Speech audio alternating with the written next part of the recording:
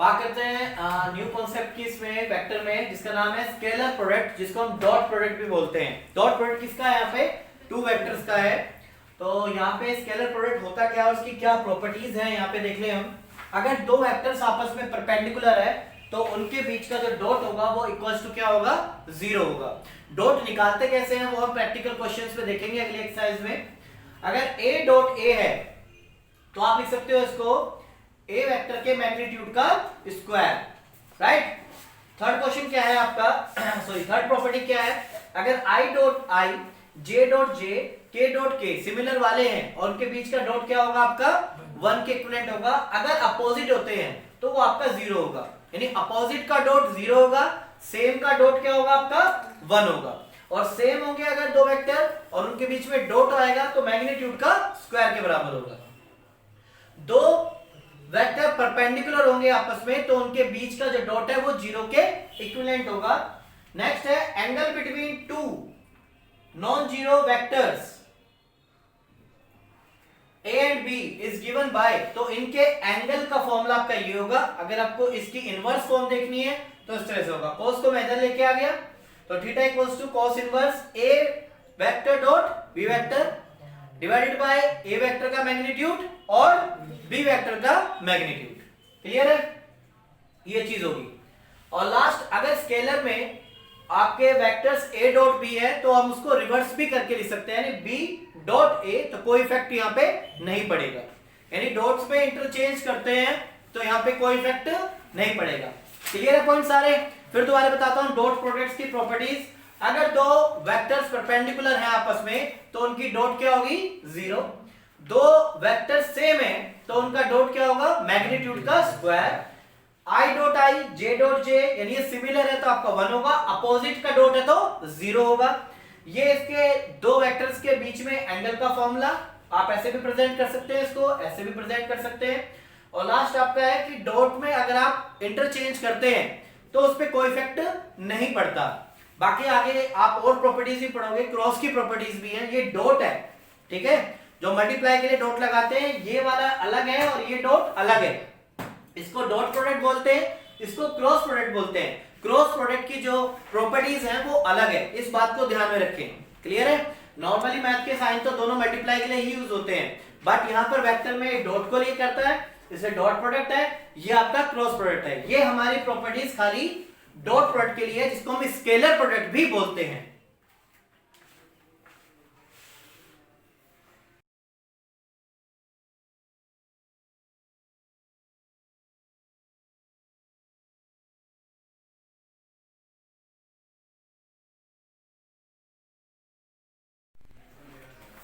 Question number first start करते हैं, exercise 10.3 का। फर्स्ट क्वेश्चन में आपको फाइंड करना है एंगल बिटवीन टू वेक्टर, दो वेक्टर्स के बीच का फाइंड करना है एंगल। क्वेश्चन लिख देते हैं हम, find the angle between two vector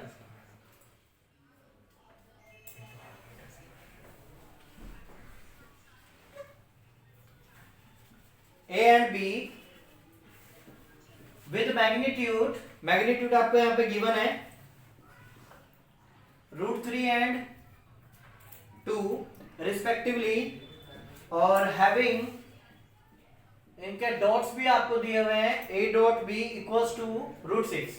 तो आपको यहाँ पे एंगल फाइंड करना है कि क्या एंगल होगा दो वेक्टर के बीच में। तो एंगल का जो फॉर्मूला है वो आपको मैंने ऐसे बताया था, cos inverse a dot b divided by a का magnitude and b magnitude.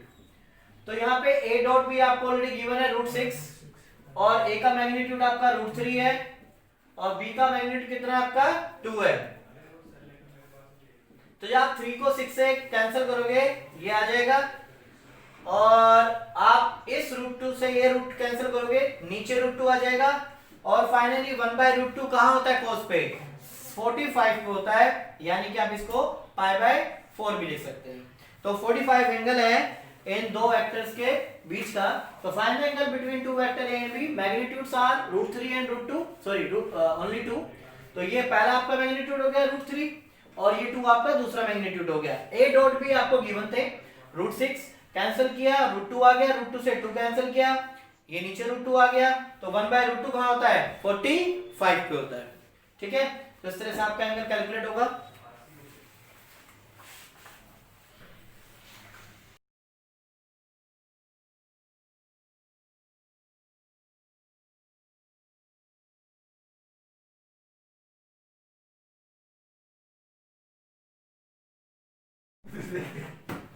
Find the angle between the vector this and this. तो सबसे पहले हम वेक्टर्स को एक काम करते हैं, नाम देते हैं, देन इसका एंगल निकालेंगे।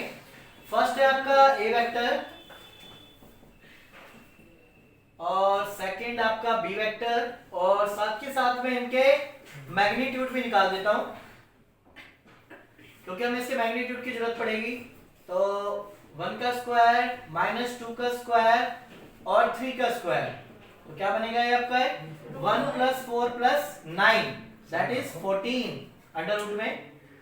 b का हम निकालते हैं, तो ये होगा आपका 3 का स्क्वायर माइनस 2 का स्क्वायर एंड 1 का स्क्वायर, ये बनेगा आपका 9 4 एंड 1, ये भी आपका अंडर रूट 14। अब इनके बीच में डॉट कैसे निकालते हैं? डॉट ध्यान से देखनी है। कई बार क्या होता है स्टूडेंट रट्टे पे कर देते हैं इसको, पर मैं इसको आपको एक्चुअल फैक्ट बता रहा हूं। मल्टीप्लाई यानी डॉट निकालते कैसे? डॉट निकालने का तरीका है कि वही आप इस वैल्यू को पहले सभी के साथ में क्या करें?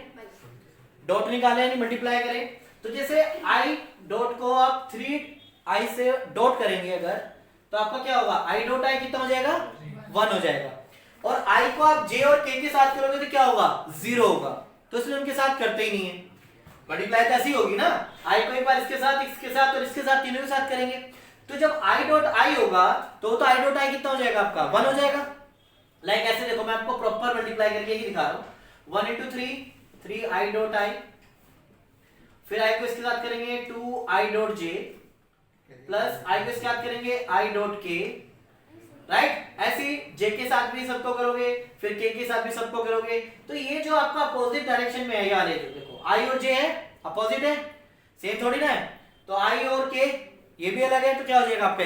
ये 0 हो जाता है, इसलिए इस पोर्शन को लिखते ही नहीं है।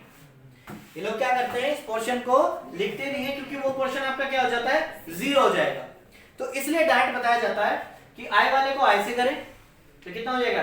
3, क्योंकि i डॉट i 1 हो जाएगा। j वाले पोर्शन को j से, 2 2 4, j डॉट j 1 हो जाएगा, और k डॉट k आपका वो भी 1 हो जाएगा।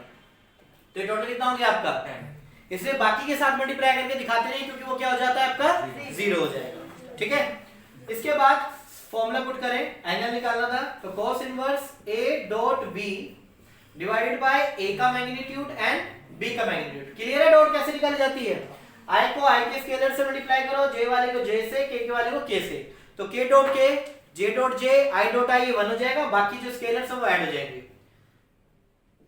अब यहाँ पे a डॉट b कितना है? 10, और उसका मैग्नीट्यूड 14, और ये भी अंडर रूट 14। तो ये आपकी वैल्यू हो जाएगी अंडर रूट 14, 14 हो गया 14, तो ये 5 और ये 7, तो ये हो गया cos इनवर्स 5/7। क्लियर है?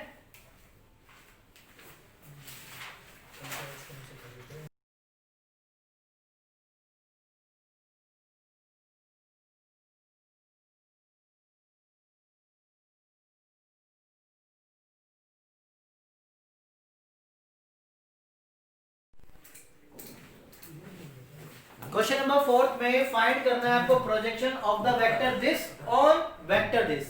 तो प्रोजेक्शन में क्या करते हैं आपका? आपके एक तरह से दो वेक्टर हो गए, ये ए वेक्टर और ये बी वेक्टर। पहले उन दोनों वेक्टर्स का क्या निकालें? डॉट निकालें, और जो प्रोजेक्शन होती है जिस पर, यानी find the projection of vector on this vector, तो ऑन वाला जो वेक्टर होता है उसके मैग्नीट्यूड से आप डिवाइड कर देते हैं। ठीक है, आपसे बोलेगा find the projection of vector, तो this vector on this vector, तो जो ऑन जिस पे बोलता है वो वाला का आप वेक्टर का मैग्नीट्यूड डिवाइड करेंगे और दोनों का डॉट मल्टीप्लाई कर देंगे। तो दोनों का पहले डॉट निकालते हैं। ये आपका ए वेक्टर, ये आपका B vector divided by B vector का मैग्नीट्यूड। विद साइन लेते हैं, इस चीज का ध्यान रखना। अब मैं यहां पे डॉट निकाल रहा हूं, तो 1 × 7 7, 3 multiply by 1 -3, 7 multiply by 8 56, under root में आपका 49 प्लस 1 प्लस 64। अब आप इसको एडलेस कर लें, कैलकुलेशन देखो जरा, ये ऊपर का पोर्शन साइज 60 हो जाएगा और नीचे का पोर्शन हो जाएगा आपका 114 फैक्टर हो रहे 114 के।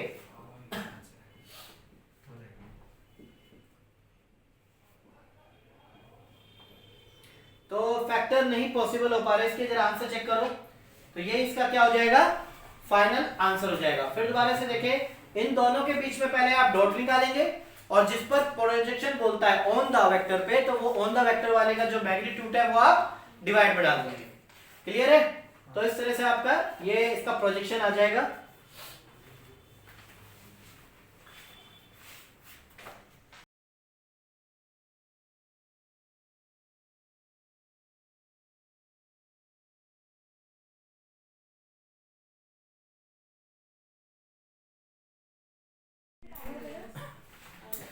क्वेश्चन नंबर 5 की ओर चलते हैं, जिसमें कहता है show that each of the following 3 vectors are unit vector. तीनों ही वेक्टर्स क्या हैं, यूनिट वेक्टर है। यूनिट वेक्टर है तो आपका क्या होगा, मैग्नीट्यूड 1 आएगा। चाहे आप तीनों का चेक कर सकते हैं। और ये आपस में म्यूचुअली परपेंडिकुलर भी हैं, तो परपेंडिकुलर का पॉइंट बाद में देखेंगे। ये क्वेश्चन एक बार 4 मार्क्स के लिए आया था, इसमें वर्क थोड़ा ज्यादा है। तो फर्स्ट आपके इसको हम लेट कर रहे हैं a और 7 को अंदर मल्टीप्लाई कर रहे हैं सभी के साथ में। अब इसका मैं मैग्नीट्यूड निकाल रहा हूं, तो 1 आना चाहिए। 2/7 का स्क्वायर, 3/7 का स्क्वायर एंड 6/7 का स्क्वायर, राइट। अब ये बनता है 4/49, 9/49 और 36/49। तो ये आएगा आपका ऐड करने पे 49/49।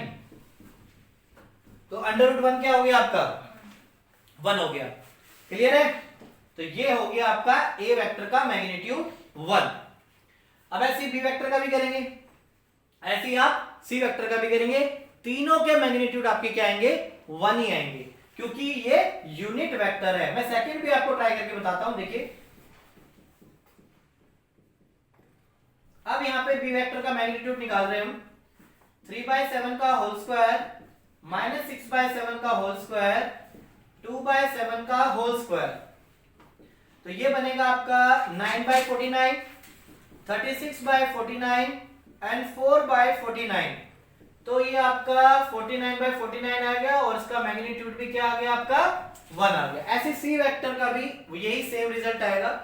अब आगे जो आपको एक्स्ट्रा फाइंड करना है, ये शो करना है कि आपस में म्यूचुअली परपेंडिकुलर भी हैं। दैट मींस अगर ए वेक्टर को मैं बी से परपेंडिकुलर है तो ए डॉट बी क्या आना चाहिए आपका, 0।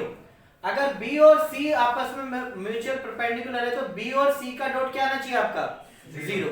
ए और सी के बीच में अगर परपेंडिकुलर है तो ए डॉट सी कितना आना चाहिए आपका, इस केस में सभी आपके 0 आएंगे। बस आपको ये फाइंड आउट भी करके बताना पड़ेगा, शो करके भी बताना पड़ेगा कि परपेंडिकुलर है या नहीं है। तो मैं आपको फर्स्ट म्यूचुअल परपेंडिकुलर है नहीं, आपको शो करके दिखा रहा हूं। यानी कि इस केस में, फर्स्ट केस में, यानी कि ए और बी के बीच में मैं आपको परपेंडिकुलर शो करके दिखा रहा हूं कि ये म्यूचुअली परपेंडिकुलर है। कंडीशन आपकी ये है, तो ये आपको फुलफिल करनी है।